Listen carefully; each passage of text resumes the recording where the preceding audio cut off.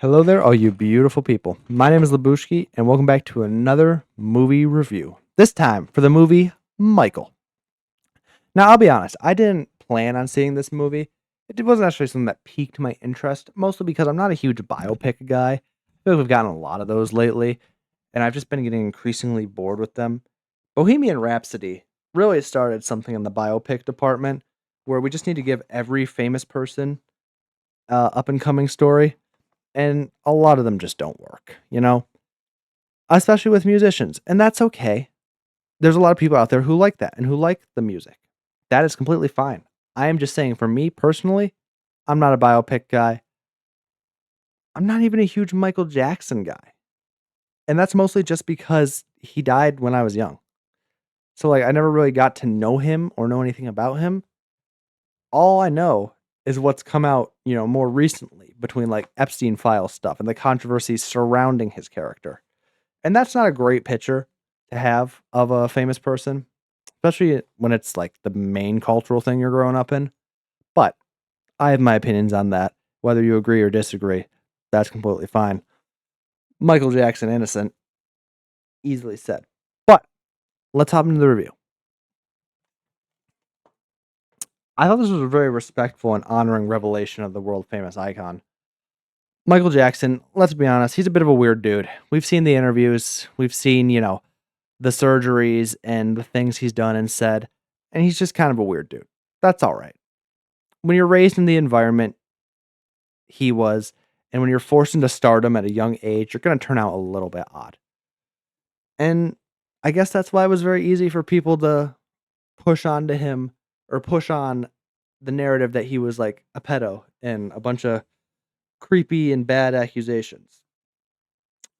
When in reality, he really wasn't. It kind of came and stemmed from the fact that at such a young age, Michael Jackson was forced into show business, and his childhood was micromanaged by his incredibly domineering manager slash father.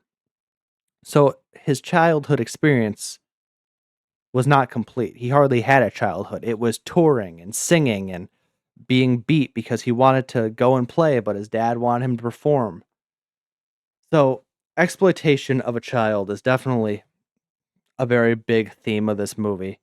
And it really explains why Michael was such a childish person at heart. And that's not to say it was a bad thing. We typically assume that if an adult is childish, they're a problem, but sometimes there's a reason for that. Sometimes there's a reason that we don't think about. And I mean, that's an unfortunate reality, but it is what happened to poor Michael Jackson.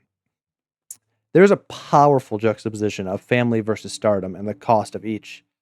One of the things that Michael Jackson's father did, Joseph Jackson is his name, is he would guilt Michael into performing despite him not wanting to. Once he got to the age where he could no longer domineer over him with a belt, it became mental manipulation.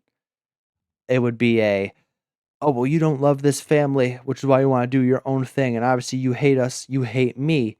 And it really scared Michael because he usually took the brunt of his father's rage, being the youngest. And because he was the most popular, his father had a stronger urge to control him and to control his life. So there's a very great back and forth between Michael and his dad in this movie as Michael tries to develop into his own person, his own star, but his dad continually suffocates him under the Jackson 5 brand.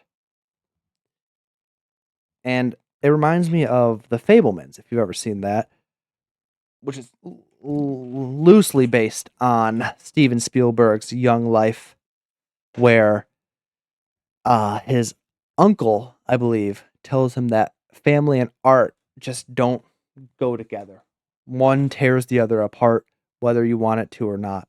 And that's just the reality. And I thought that was a very, very well portrayed in this movie. Jafar Jackson, who is a cousin, I believe, of Michael Jackson, is fantastic. He really embodies the role wonderfully. From what I've seen from interviews and whatnot, Michael has a very distinct personality, And Jafar really, like, I mean, the family relation aside, he really got that down pat. Because Michael always had quite a high voice and a very unique sound to him, which is what made him so popular, is because he could sing in such a unique way.